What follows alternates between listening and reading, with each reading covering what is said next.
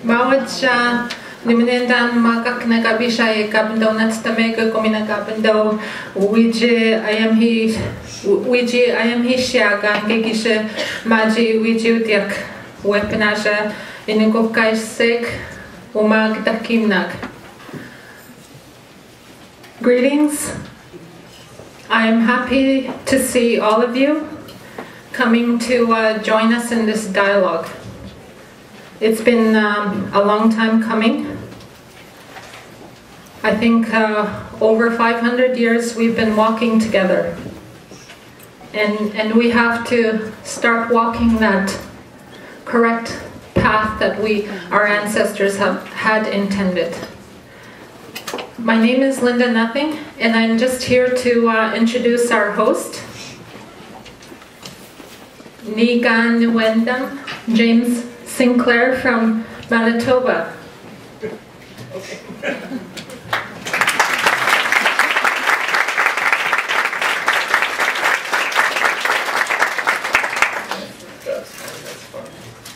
That's great.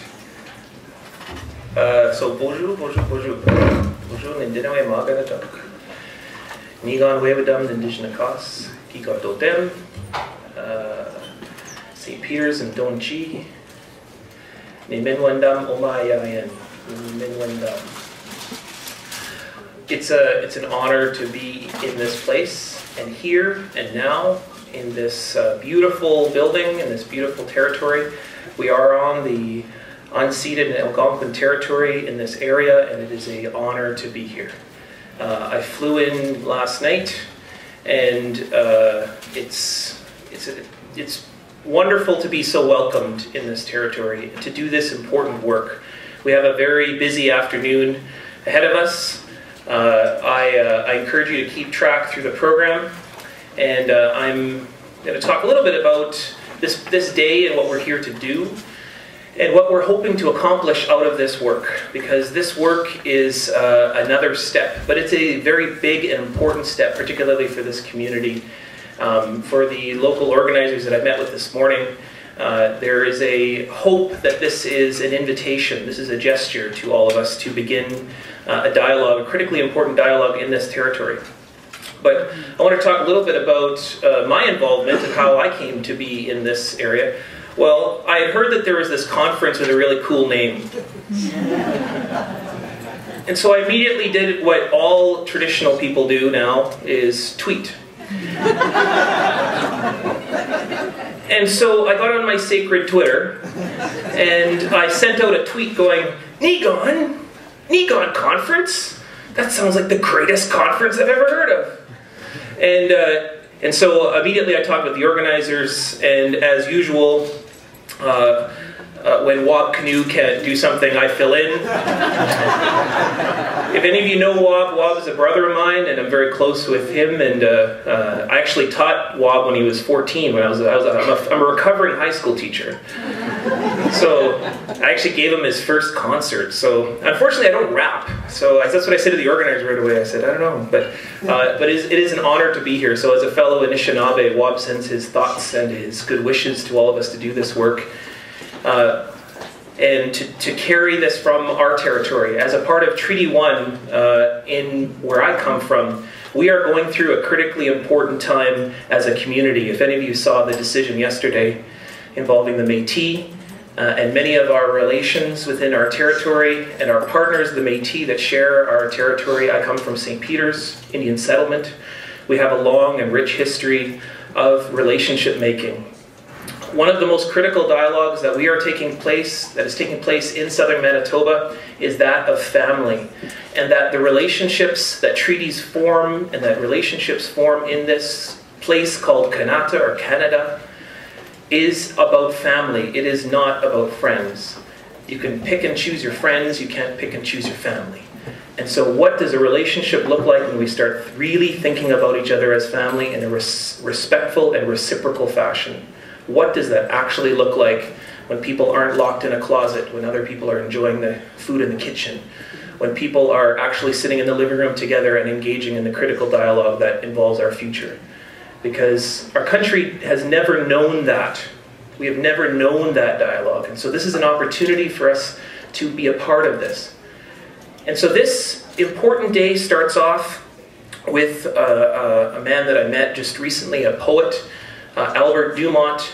Albert is not only a spiritual leader that works with our brothers and our inmate brothers, but also works in words and respects language and thinks about those things. And so I invite Albert to come up and start our day in not only the way in which he just did, which was he smudged us and he opened that doorway to those good thoughts and those good actions that will take place in this room, but I invite him to share a few words with us and open that doorway also to the other spirits and invite them into this space. So Albert, we got you.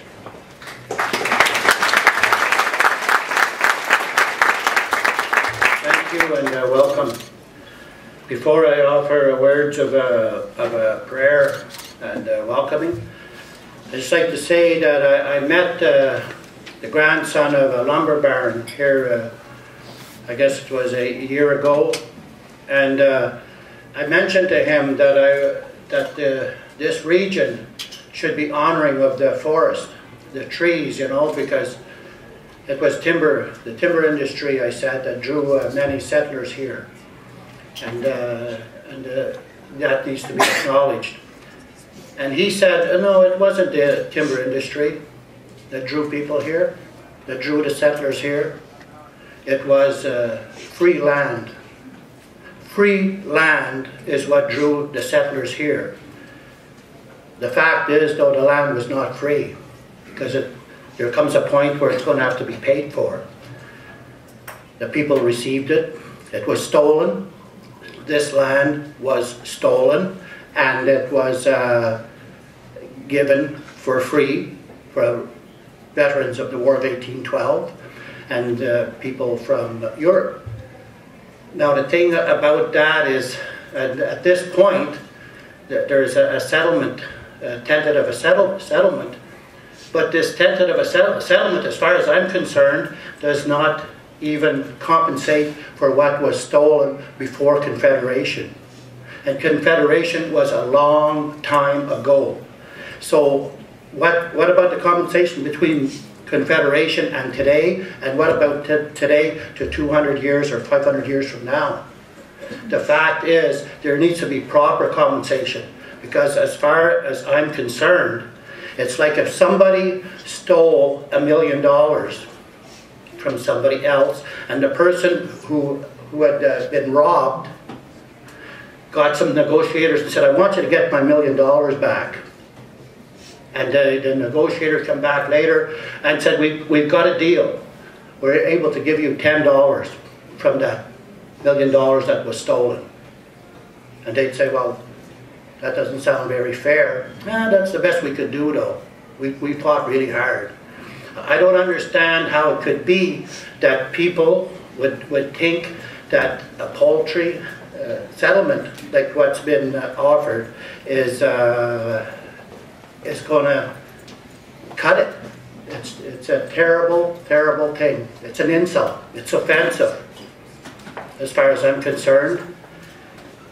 And I'm speaking as a spiritual advisor because, as far as I'm concerned, Canada might have gained by stealing Algonquin land. They might have gained physically, but they lost out spiritually. They lost out big time, because spirituality is connected to what's right and what's wrong, and that was terribly wrong for Canada not to make a treaty with the Algonquin people long ago when they had many opportunities to do so. But they turned their backs. And now it's time of reckoning. And you know, whenever we talk about being honorable, we have to understand the meaning of that word. Does everybody understand the meaning of the word honor? Because I think I do. And that is not honorable, and we have to appreciate that whenever there's thefts and robberies and things like this, there's no escape justice in the spirit world. Everyone will have to understand that at some point, because nobody's going to live forever. Holy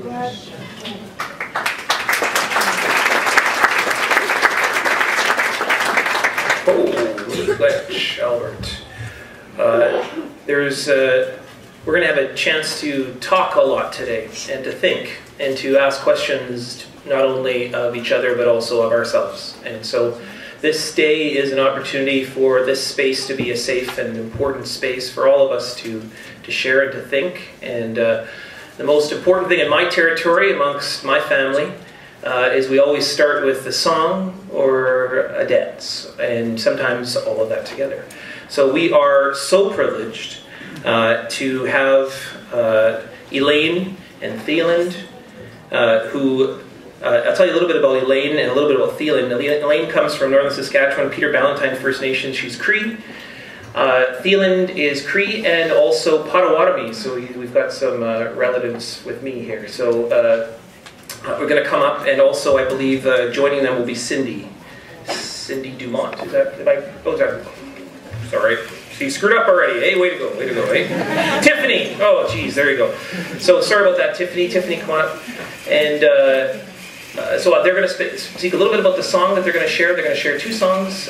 Tiffany's going to share some opening. But one of the things about dance is the dance is an invitation. And one of the most important things that we've seen in this country for the past 2 months has been an invitation. An invitation to see the beauty of life and to think about not only the beauty and the reverberations of those sounds, of those jingles throughout creation, but also the ways in which we are marking ourselves into the earth. And that marking into the earth is really declaring to creation, here we are, and look at how beautiful we can be. And so I invite Elaine to come up here. So.